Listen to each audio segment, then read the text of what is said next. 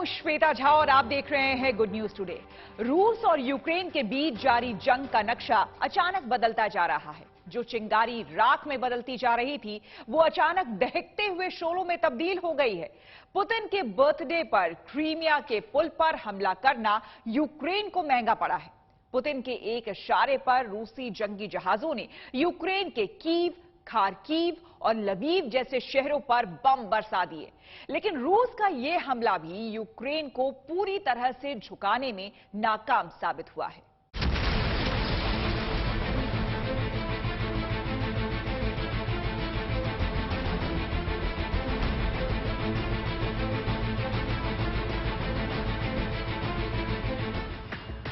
ताबड़तोड़ मिसाइल हमले की ये तस्वीरें यूक्रेन की राजधानी कीव की हैं, जहां पर रूसी सैनिकों ने एक के बाद एक कई मिसाइलें दागी। हमले एक से ज्यादा जगह हुए। यूक्रेन के सरकारी अधिकारियों के मुताबिक रूस ने 75 मिसाइल दागे, जिनमें 41 को यूक्रेन ने हवा में ही गिरा दिया। ये यूक्रेन का पार्कोवी ब्रिज है, जिस पर रूसी मिसाइल गिरी है। देखते ही देखते अच्छा खासा पुल मलबे में तब्दील हो गया। रूसी हमले ने यूक्रेन में कैसी तबाही मचाई है, तस्वीरें देखिए। रूसी हमले में इमारतें किस कदर बिखर गई हैं। रूस ने रॉकेट और मिसाइल से कीव के कई ठिकानों को निशाना बनाया। हमले के बाद कई कारों में आग लग गई, इमारतें ध्वस्त हो गईं। पूरे शहर में जगह जगह जलती हुई कारें, सड़कों पर बने गड्ढे और ध्वस्त इमारतें नजर आ रही हैं। यूक्रेन में ये लगातार दूसरा दिन है जब रूस ने बड़ा हमला बोला है। कल यूक्रेन के शहर जापोराजिया पर रूस ने मिसाइल हमला किया था। रूसी सैनिकों ने कीव के अलावा दूसरे शहरों को भी निशाना बनाकर एक के बाद एक मिसाइल हमले किए।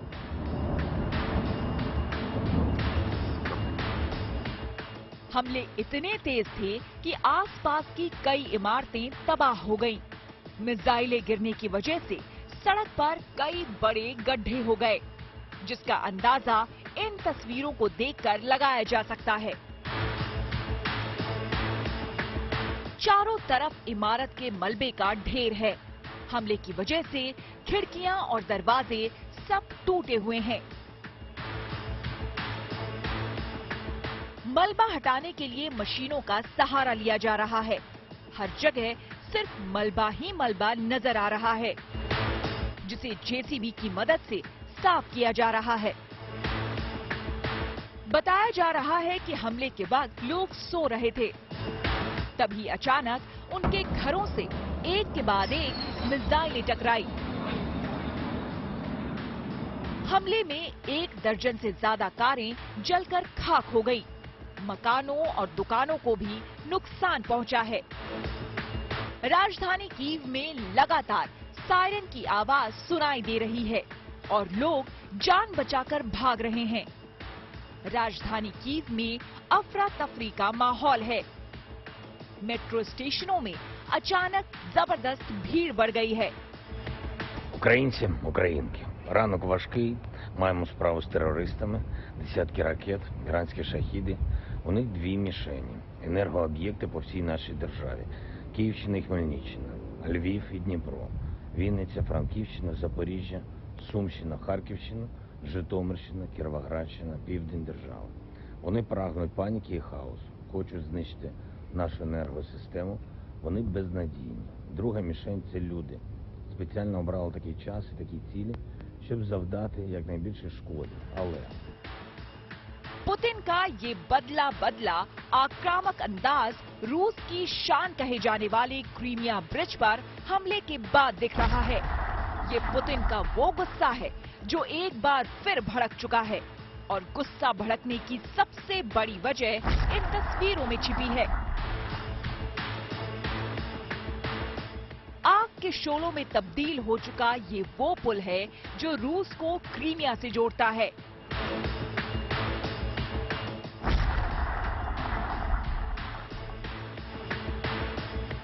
कर्च रेलवे ब्रिज की ये तस्वीरें कहने को पुरानी हैं, लेकिन इन तस्वीरों ने रूस और यूक्रेन के बीच जारी जंग की तस्वीरों को एक बार फिर बदल दिया है।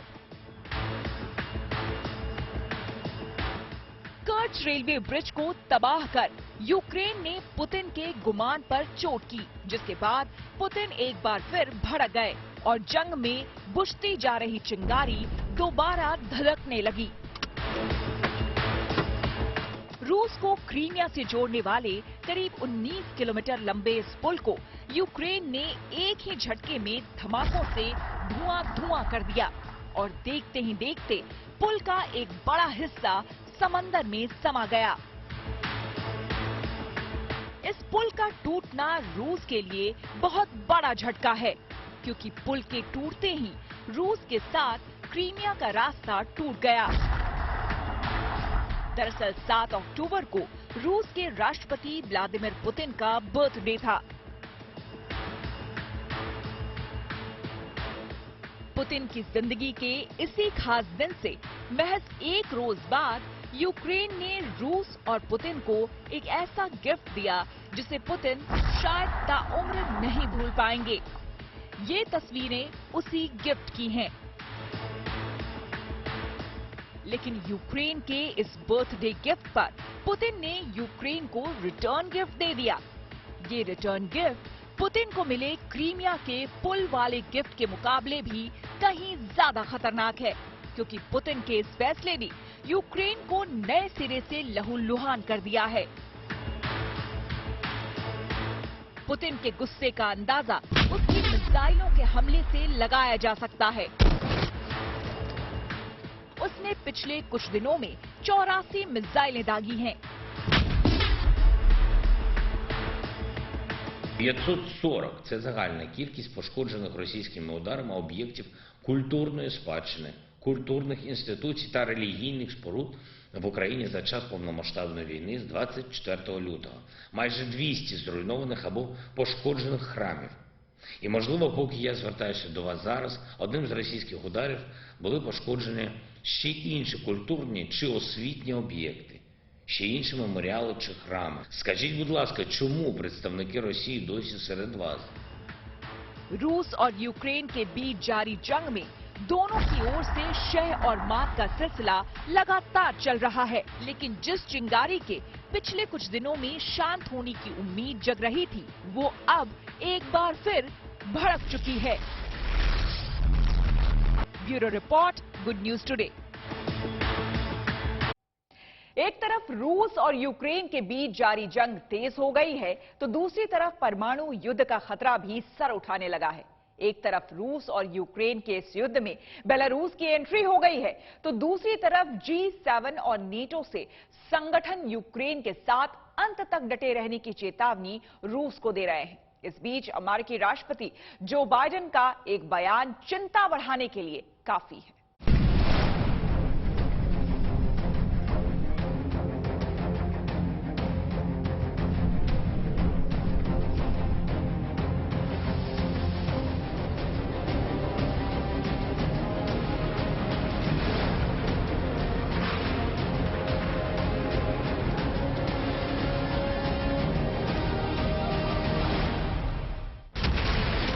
जिस ब्रिज को पुतिन रूस की शान समझते थे,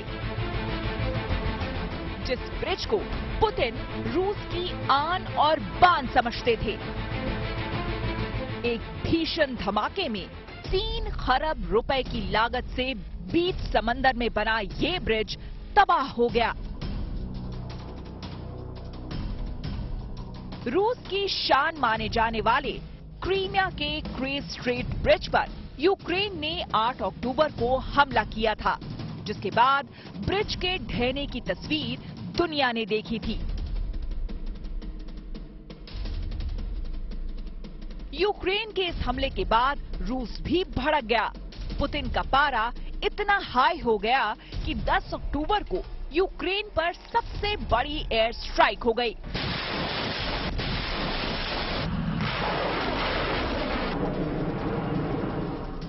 पुतिन के इशारे पर रूसी सेना के मिसाइल यूक्रेन पर टूट पड़े। एक के बाद एक कई रूसी मिसाइलों का रुख यूक्रेन की तरफ मुड़ गया। 24 फरवरी को जंग की शुरुआत होने के बाद ये रूस का सबसे बड़ा हमला बताया जा रहा है। We've always said this is a brutal war of aggression, and these strikes seem to suggest that brutality and brutality alone is the point. The Kremlin's attacks were brutal and absolutely unjustified, but they are also signs of weakness and desperation. As we've said, there is one aggressor in this war. It is Russia. Only Russia is escalating this war in search of profit and ambition, leaving death, destruction, atrocities, and countless trampled futures in its wake. There is one person who can stop this war now and withdraw Russia's forces, and that, of course, is Vladimir Putin. लेकिन अब Belarus भी जंग में कूदने का ऐलान कर चुका है। यूक्रेन और रूस की जंग में बेलारूस के कूदने से माहौल और भी ज्यादा गर्म हो चुका है। दरअसल बेलारूस ने अपनी सेना को यूक्रेन बॉर्डर पर रूसी सेना के साथ तैनात करने का फैसला किया है।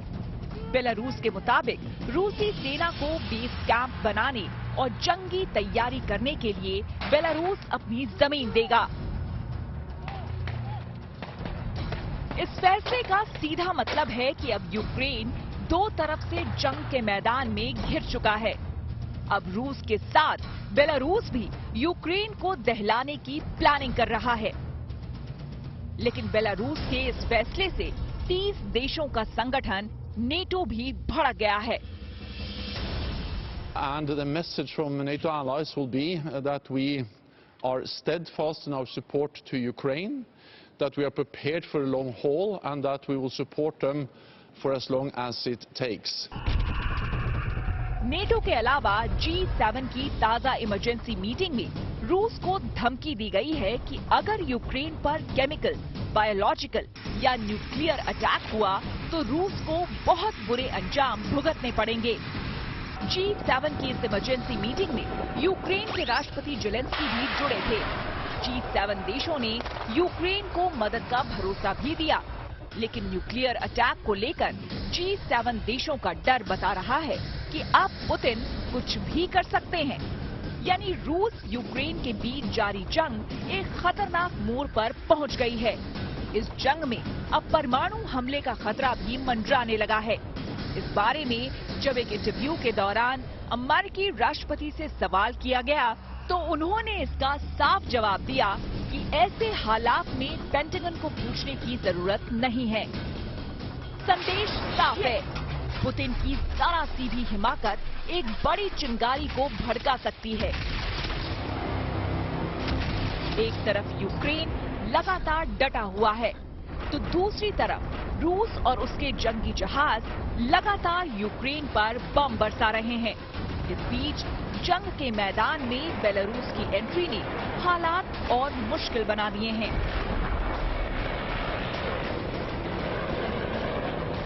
Bureau report, good news today.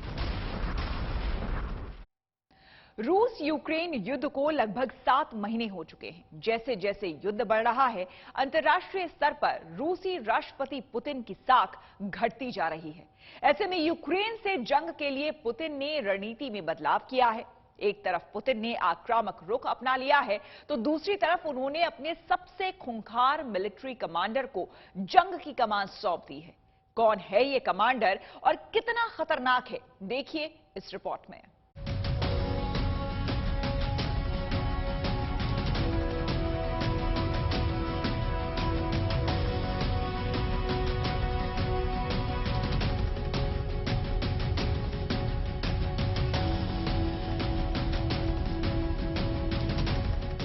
क्या जंग हार रहा है रूस?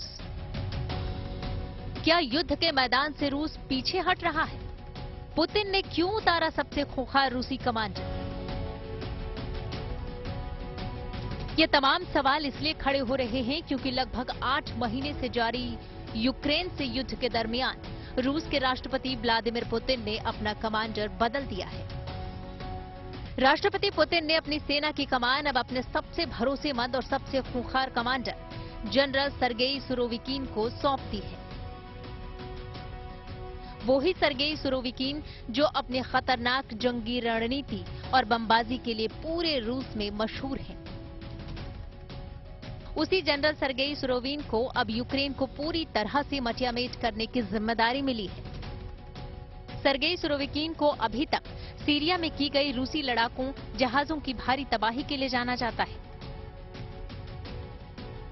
लेकिन अब व्लादिमीर पुतिन ने न सिर्फ अपनी रणनीति बदली है बल्कि उसे और भी ज्यादा कारगर बनाने के लिए अपने सबसे खूंखार कमांडर को मैदान जंग में तैनात कर दिया है। जनरल सर्गेई सुरोविन के कमांडर बनते ही रूस और यूक्रेन के बीच जारी जंग में तेजी आ गई। रूस का रुख अचानक तब्दील हो गया। रूसी जंगी जहाज एक बार फिर यूक्रेन के आसमान में न सिर्फ मंडराने लगे हैं बल्कि यूक्रेन के रिहायशी इलाकों को निशाना बना रहे हैं। यूक्रेन की राजधानी कीव से लेकर पोलैंड की सीमा पर बसे लवीव तक मिसाइलों की बरसात हो रही है। सिर्फ इतना ही नहीं, पुतिन ने यूक्रेन को पूरी तरह से दहलाने के लिए मिसाइल हमले की रूपरेखा की सफाई का इंतजाम पहले से ही कर लिया था। सर्गेई सुरोविकीन को नया जनरल बनाने की पुतिन की इस चाल ने यूक्रेन समेत पूरी दुनिया को चौंका दिया है। Того, на что может пойти киевский режим, является диверсия на Крымском мосту. Мы предупреждали, что это и подобное не останется без последствий. Совершая подобные диверсии, организуя террор и убийство неугодных им чиновников и политических деятелей, киевский режим поставил себя на одну доску с самыми одиозными международными террористическими организациями. 55 साल के सुरोविकीन का जन्म साइबेरिया के नोवोसिबिर्स्क में हुआ। सुरोविकीन ने 2017 से रूस के वायुसेना की कमान संभाली। रूसी रक्षा मंत्रालय की वेबसाइट के मुताबिक सुरोविकीन ने 2004 में इस्लामिक विद्रोहियों के खिलाफ मास्को के युद्ध के दौरान चेचनिया में तैनात एक गार्ड डिवीजन की कमान को भी संभाला। इसके साथ ही 2017 में सीरिया में उनकी सेवा के लिए उन्हें सम्मानित किया गया था। सर्गेई सुरोविकीन को रूस के सबसे बेरहम जनरल में से एक माना जाता है, यानी ऐसा बेरहम सेनापति जो सिर्फ जीत का भूखा है। कहा जा रहा है कि सर्गेई सुरोविकीन की ताजपोशी ने यूक्रेन के साथ जंग का पूरा नक्शा ही बदल दिया और आने वाले दिनों में रूस यूक्रेन के खिलाफ निर्णायक लड़ाई के लिए नए सिरे से चढ़ाई कर सकता है। Bureau report, good news today. इसी के साथ इस बुलेटिन में मेरे साथ फिलहाल इतना ही। देश दुनिया की तमाम पॉजिटिव खबरों के लिए आप देखते रहिए गुड न्यूज टुडे।